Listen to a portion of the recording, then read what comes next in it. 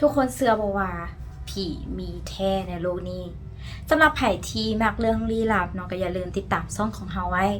ทีมงานและแอดเองยังมีเรื่องอีกหลายๆเรื่องที่จะมาเล่าให้ทุกคนฟังแอดขอบอกกันเลยว่าทุกเรื่องที่แอดเราลงซ่องเนาะก็เป็นความเชื่อส่วนบุคคลเพียงแต่ว่าแอดมักเรื่องลี้ลับแบบนี้ก็เลยมาเล่าให้ทุกคนฟังเพื่อความบันเทิงเรื่องของมื้อนี้ที่แอดจะมาเล่าให้ทุกคนฟังเนาะเป็นเรื่องของเอ้ยคนนึงที่มีชื่อว่าเอ้ยนาเองเพิ่นกะเป็นคนอยู่แขวงเวียงจันทน์เนาะแล้วเพิ่นกะครอบครัวเพิ่นกะเป็นครอบครัวที่ค่อนข้างที่ว่าจะทุกข์ยากลำบากยากจนพ่อแม่เพิ่นเองกะเป็นชาวไร่ชาวนาหาเช้ากินค่ำแต่ว่าต้องดิ้นรนส่ำใดเนาะจึงจะสามารถที่ว่าส่งไอ้น้องเฮียนเพราะว่าได้นาก็มีน้องสาวอยู่คนหนึ่งที่ว่าห่างอายุเพิ่นเพียงแต่3 ปีพอไอ้นาเฮียนขึ้นกำลังจะขึ้นม.5 เนาะเฮียนฮอดแต่ม.4 ยังบ่ทันฮอดเทอม2 3ยังบ่ทันฮอดภาคเรียน2เนาะเพิ่นก็ตัดสินใจที่ว่าจะออกจากโรงเรียนเพื่อที่จะไปหาเงินเพราะว่าพ่อกับแม่เอ้ยนาเพิ่นก็บอกว่าบ่สามารถที่ว่าจะส่งเสียลูกเรียน2คนพร้อมๆกันได้เนาะเอ้ยนาเพิ่นก็เลยตัดสินใจที่ว่าจะไปเฮ็ดเวียกหาเงินช่วยพ่อแม่แล้วก็ส่งน้องเรียนตอนนั้นอีกเอ้ยนาเพิ่นก็ลงมาเฮ็ดเวียกอยู่เวียงเนาะเพิ่นก็เฮ็ดบ่ได้เนาะเพราะว่าเป็นทั้งพนักงานเสิร์ฟหรือว่าเป็นแบบพนักงานจัดเครื่องหรือว่าไปเฮ็ดเวียกอื่นๆเฮ็ดเวียกเสริมเนาะเพิ่นก็ได้เงินแบบบ่พอที่ว่าจะจุนเจือครอบครัวแล้วก็ส่งน้องเรียนเพราะว่าลำพังโตเพิ่นเองจะต้องเซาเฮือนแล้วก็จะต้องแบบว่าน้ำมันรถไม่ได้รถล้างอย่างไปเที่ยวไปเวียกสิเนาะก็ยังบ่พอแล้วเพิ่นก็เลยตัดสินใจออกเวียกแล้วก็ขึ้นไปเฮ็ดเวียกอยู่บ่อแก้วตอนทำอิฐที่ว่าเพิ่นไปเฮ็ดเวียกอยู่บ่อแก้วเนาะเพิ่นก็เฮ็ดเวียกทั่วไปแต่ว่าเงินก็ยังบ่พออยู่ดีเพราะว่าค่าห้องซีอยู่บ่อแก้วก็แพงแสนแพงเลยแล้วก็มีมื้อนึงเนาะที่ว่าหมู่ของเอ้ยนาแนะนำเนาะก็แบบไปลิ้นน้ำหมู่ที่ว่าฮู้จักอยู่แถวนั้นแล้วก็ได้ฮู้จักกับเอ้ยคนนึงที่มีชื่อว่าเอ้ยตาเนาะเอ้ยตาเพิ่นเป็นแบบว่าคล้ายๆกับว่าถ้าเฮาเข้าใจก็จะเข้าใจความหมายคือว่าเป็นแม่เล่าเนาะก็คือเป็นคนที่ว่าจะสรรหาผู้สาวเข้าสังกัดตัวเองแล้วก็เอาไปรับแขกหาเงินทำอิฐเอ้ยนาเพิ่นก็บ่ฮู้เนาะว่าเป็นอาชีพอีหยังเฮ็ดอีหยังแบบใดเพราะว่าไอ้ตาเองเพิ่นก็มีแต่บอกว่าไปเอนเตอร์เทนแบบแขกแล้วก็แบบเป็นนางกินเหล้ากินเบียร์กับแขกซื่อๆก็บ่ได้แบบว่าไปรับไปนอนทำอิฐเอ้ยนาเพิ่นคิดว่าคันเวียกแบบเวียกแนวนี้ได้เงินเดือนดีก็โอเคถ้าเฮ็ดให้แบบว่าครอบครัวแบบดีขึ้นแล้วก็แบบบ่มีอีหยังเสียหายเนาะเอ้ยนาเพิ่นก็เลยลังเลเพิ่นก็เลยคิดว่าจะออกจากเวียกที่ว่าเพิ่นกำลังเฮ็ดอยู่ก็คือตอบแชทแล้วเพิ่นก็เลยคิดอยู่ดนเติบเพิ่นจึงเลยตัดสินใจที่ว่าออกจากเวียกตอบแชทนี้มาเฮ็ดเวียกกับเอ้ยตาทำอิฐเพิ่นก็จัดสรรหาเวียกที่แบบว่าบ่มีอีหยังเสียหายเนาะบ่มีอีหยังที่ว่าจะต้องไปนำแขกหรือว่าไปมีอีหยังนำแขกแต่ว่าเฮ็ดไปเนาะเฮ็ดดนไปก็มันก็จะแบบว่ามันก็จะมีแฮงจูงใจให้ไปเองทับอิฐเอ้ยนาเพิ่นก็เป็นคนที่รักเนื้อสงวนตัวเพราะว่าเป็นคนที่บ่เคยผ่านไผมาเลยแฟนก็บ่เคยมีแต่ว่ามื้อนั้นเอ้ยนาเองก็แบบไปเจอแขกที่ว่าสายเปเจอแขกที่ว่าใจดีแขกที่ว่าเป็นก็บ่แม่นแบบวัยมีอายุเป็นวัยที่แบบว่าวัยรุ่นนี่แหละหน้าตาก็ค่อนข้างดีเนาะแล้วก็เป็นสายเปก็กินไปแล้วก็ล้อล้มกันไปเนาะเอ้ยนาเพิ่นก็เลยนอกลู่นอกทางก็คือรับแขกคนนั้นไปเลยคืนนั้นเอ้ยนาเพิ่นก็บอกนะว่าเพิ่นได้เงินหลายเพราะว่าเห็นเงินเนาะเอ้ยนาเพิ่นก็เลยว่าเวียกทางง่ายจังซี่เพิ่นก็เลยจะไปถามเอ้ยตาเบิ่งว่าเพิ่นสามารถเฮ็ดเวียกนี้เลยได้บ่ก็คือความหมายว่าเป็นสาวบริการแบบบางทีออกแขกสินะแล้วไอ้ตาเพิ่นก็ว่าคิดดีแล้วว่าถ้าคิดที่จะไปแขกเนาะเพิ่นก็จะจัดให้ไปแล้วไอ้นาเพิ่นเห็นแบบว่าเวียกมันดีเวียกมันแบบบ่ต้องออกเฮอย่างหลายเวียกแบบบ่ต้องใช้สมองเพราะว่าไอ้นาเองเพิ่นเป็นคนที่เรียนรู้ซ่าเพิ่นก็เลยบอกว่าเพิ่นจะเฮ็ดเวียกนี้แล้วไอ้ตาเพิ่นก็โอเคถ้าว่าไอ้นาเพิ่นจะเฮ็ดเวียกนี้เพิ่นก็จะจัดเวียกให้เอ้ยตาเพิ่นก็ยังดีที่ว่าเพิ่นบ่ได้จัดให้เอ้ยนาแบบออกแขกตลอดหรือว่าแบบรับแขกหลายนะก็พอตามแฮงของเอ้ยนาเองแล้วก็เพื่อรักษาสุขภาพเอ้ยนาเซฟเอ้ยนาแน่สิเพิ่นก็เลยแบบจัดเวียกแบบพอดีแบบออกแขก พอออกแขกไปเรื่อยๆออกแขกไปไอ้นาที่ว่าเห็นเงินแบบหลายเนาะกะบางเทื่อก็ลักแบบว่าไปรับแขกของตัวเองแน่เอาเงินเข้ากระเป๋าตัวเองแน่หรือว่าแบบถ้าไปเจอแบบก็มาแล้วคบกับไผใช่มั้ยกันนอนกับผู้นั้นสินะแล้วมื้อนั้นเนาะเอ้ยนาเองเพิ่นบอกว่าเอ้ยนาหันพลาดไปมีลูกแล้วบ่ฮู้จะหาทางออกแนวใดบ่ฮู้จะเฮ็ดแนวใดเอ้ยนาก็เลยแบบไปถาม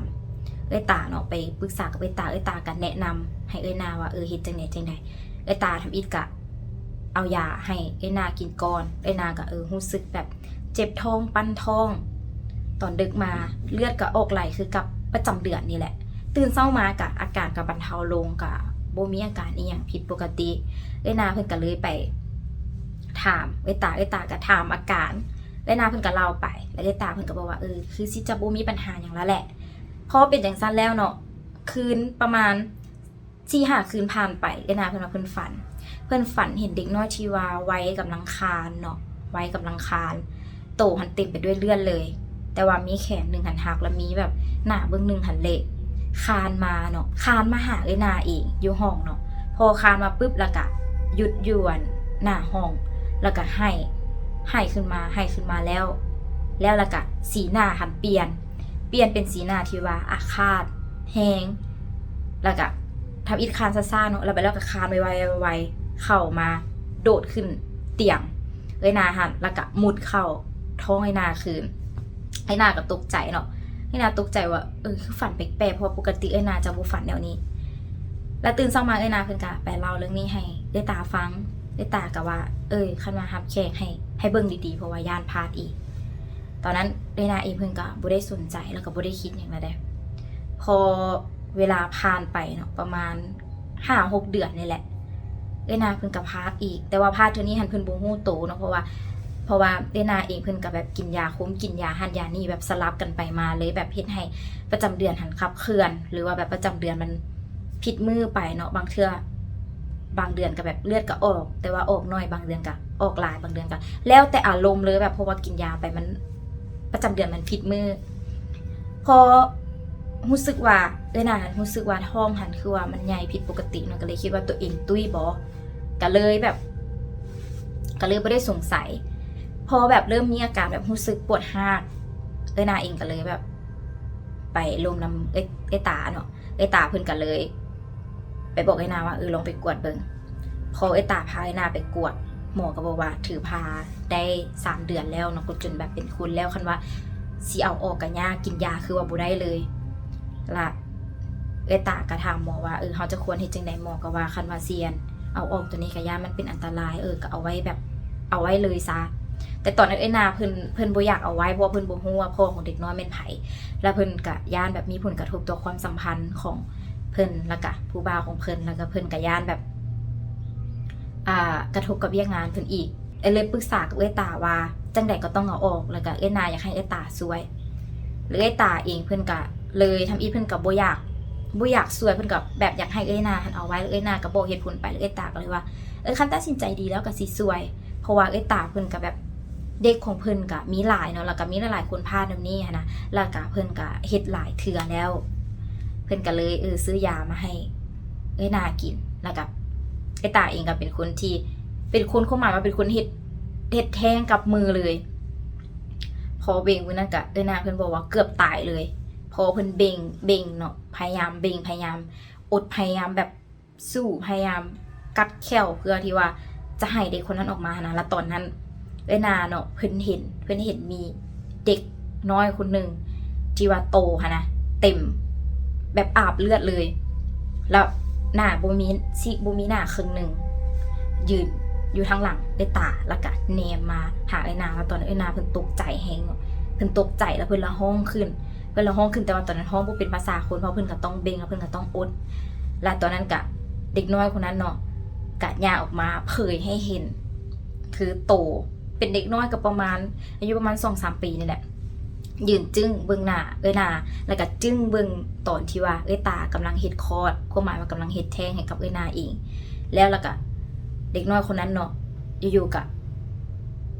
ย่างลงไปก้มหัวลงแล้วก็ดุดเข้าอันซองคลอดของเอ้ยนาหันเอ้ยนาเพิ่น ย่านแฮงเนาะแบบตอนนั้นนาเพิ่นบอกว่าเจ็บแฮงตอนนั้นเจ็บแท้เจ็บว่าละ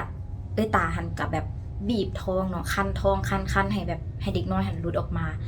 แล้วตอนนั้นตาเพิ่นก็เล่าเนาะเพิ่นก็บอกกับนาว่าตอนนั้นเด็กน้อยแบบมันเริ่มเป็นตัวเป็นตนแล้วนะมีหัวมีแขนจังซี่แหละคีบออกมาคือแบบมีแขนขาดขาดคอขาดอีหยังขาดหมดทุกอย่างและบัดนั้นนาตอนนั้นบ่ฮู้ว่าเกิดภาพหลอนหรืออีหยังก็บ่ฮู้นาบอกว่าตอนนั้นเนาะประตูที่ว่าตอนนั้นหันอยู่แต่2คนประตูหันไขออกมาไขแอดออกมาแล้วก็มีเด็กน้อยคนนึงหันขาดแล้วมีเด็กน้อยคนนึงหันอันห่างกายหันเนาะก็มีคือว่าบ่เห็นหน้าครึ่งนึงแล้วก็บ่เห็นแขนครึ่งนึงย่างเข้ามาซ่าๆแล้วก็ยืนอยู่ข้างเตียงนาหันแล้วก็ถามว่าเป็นอย่างแม่คือเฮ็ดแนวนี้พอแบบนาได้ยินซั่นปุ๊บเนาะนาก็ถามตาเลยว่าตาแล้วเราว่ะสิแล้วตาเพิ่นก็บอกว่าใกล้สิแล้วยังงั้นนี่สิเพิ่นว่าสิแล้วก็ตอนนั้นตาเพิ่นก็ดูดแล้วก็นาเพิ่นก็ห้องขึ้นแบบห้องขึ้นด้วยความเจ็บปวดนะห้องขึ้นห้องแท้ห้องว่าห้องแล้วก็บัดแล้วกับนาเองเพิ่นก็บอกว่าเพิ่นน่าจะหมดสตินี่แหละแล้วเพิ่นฟื้นมาอีกเทื่อนึงก็แม่นอยู่ห้องตาเพิ่นก็บอกว่าให้ไปเช็คคืนอีกเทื่อนึงให้ไปกวดแล้วก็มื้อต่อมาเนาะมื้อต่อมานาเพิ่นก็ไปกวดหมอก็ว่าบ่มีปัญหาหยังแล้วก็ย่านแต่ว่าแบบบุตรลูกของนาเองหันจะบางแล้วเวลาผ่านไปประมาณปีนึงนี่แหละนาเองก็พลาดไปมีลูกกับคนจีนอีกคนนึงก็คือแฟนของเราเองแต่ว่าแฟนหันบ่อยากแบบว่าบ่อยากมีลูกนะแฟนหันแบบอยากลิ้นอย่างซื้อนาเพิ่นก็ไปบอกกับแฟนคนจีนแฟนคนจีนก็แบบเป็นคนที่แบบอารมณ์ร้อนโทสะง่ายแฟนคนจีนก็เลยแบบว่าลมบ่ฮู้เรื่องเนาะแบบคือหมายว่าบอกให้ไปเอาออกนาเพิ่นก็บ่ไปเอาออกนาเพิ่นก็ยังแบบเก็บลูกไว้นาก็หักผู้ชายคนนั้นแฮงหักแบบคนจีนคนนั้นแฮงแต่ว่าคนจีนคนนั้นหันเพิ่นหันบ่สนใจเพิ่นและสุดท้ายเนาะคนจีนคนนั้นเพิ่นก็บอกนาว่ามีเมียอยู่จีนแล้วสินะสิให้มีลูกก็บ่ได้ค่ะถ้าจะมีเนาะลูกคนนี้ต้องเกิดเป็นผู้ชายเท่านั้นเพิ่นจึงจะเอาลูกหันเมือจีนแต่ว่าจะบ่เอานาเมือจีนพอนาเพิ่นได้ยินซั่นเพิ่นก็เสียใจแฮงแล้วเกิดมีปากเสียงกันละผัวคนจีนของนาหันแฟนคนจีนหันกระทุบตีนาตีแล้วก็ถีบท้องนาจนนาหันแทงลูกจนเลือดไหลออกมาละตาก็ได้มาเบิ่งแล้วก็นาก็บอกว่าคือสิแบบรักษาลูกไว้บ่ได้แล้วแหละคือสิเสียไปแล้วเพราะว่าตอนที่พวกคนจีนตบตีเนาะนาเพิ่นก็เห็นแล้วว่ามันมีแบบว่าลูกหันลูกออกมานอกแล้วจนมีไส้แบบว่าออกมานำแล้วสินะเพราะว่าเห็นแบบเป็นโตเลยนะโตแต่ว่ามันเป็นรูปร่างที่ชัดเจนเถื่อแต่ว่าเพิ่นฮู้ว่าหลุดออกมาแล้วและคืนนั้นนาเพิ่นกำลังนอนพักฟื้นอยู่เพิ่นรู้สึกว่ามีอีหยังบางอย่างเนาะที่ว่ามาความหมายว่ามันดุดมาอย่างอยู่ท้องเพิ่นนะเพิ่นก็ลืมตาเพิ่นก็สลือแนบมือตาขึ้นแล้วเพิ่นก็เห็นเด็กน้อยคนนึงแม่นกำลังแบบว่านั่งอยู่แถวสองคอของนาแล้วก็เอาใส่มือขุดเนาะมือก็แบบมีเล็บนะมีเล็บคือเล็บยาวๆมาขุดมาคุยบนทรงคอของนาหั่นแล้วก็คุยแล้วก็เด็กน้อยนั่นก็กินเอาเข้าปากสิแล้วนาเพิ่นก็ตกใจแฮงเพิ่นก็แบบว่าขอโทษเนาะเพิ่นให้ทางน้ำตาเพิ่นว่าขอโทษแบบว่าแม่เฮ็ดผิดต่อลูกหลายแล้วสิแล้วตอนนั้นก็ประตูห้องน้ำก็เปิดออกแล้วก็มีแบบว่าเลือดไหลออกมาอยู่หน้าประตูห้องน้ำหันแต่ว่าบ่เห็นอย่างแดนตอนนั้นบ่เห็นอย่างนอกจากเลือดแล้วก็แบบเวลาผ่านไปแป๊บนึงก็มีแบบว่าเด็กน้อยที่ว่าประมาณ2 เดือนนี่แหละไหลออกมาตามเลือดหันออกมาแล้วนาเพิ่นก็ฮู้เลยว่าเพิ่นเฮ็ดผิดแฮงแล้วนาเพิ่นก็เลยตัดสินใจเนาะที่ว่าหลังจากที่ออกจากห้องหมอนาเพิ่นก็เลยตัดสินใจที่ว่ากลับไปบ้านอยู่แขวงมินจันทน์ไปเฮ็ดบุญเฮ็ดทานอย่างให้นี่แหละแล้วก็มีแม่ตู้คนนึงเนาะเพิ่นกระท้วงนาว่านาหันจะหากินบ่ขึ้นบ่เกินเพราะว่ามีเด็กน้อยนำหลังมา3 คนมีเด็กน้อยคนนึงหันแบบว่าขี่คอนาและอีกคนนึงหันจับมือนาและอีกคนนึงหันจองขานา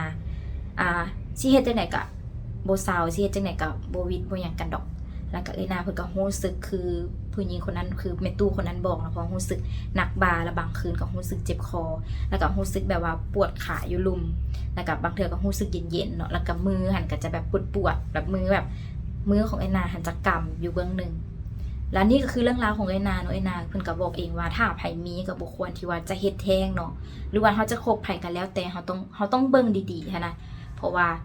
มันบ่ได้แบบความรักมันบ่ได้สวยงามคือเฮาคิดแล้วก็ชีวิตอยู่บ่อแก้วหั่นน่ะก็บ่ได้แบบว่าอีหยังคักหรือว่าแบบ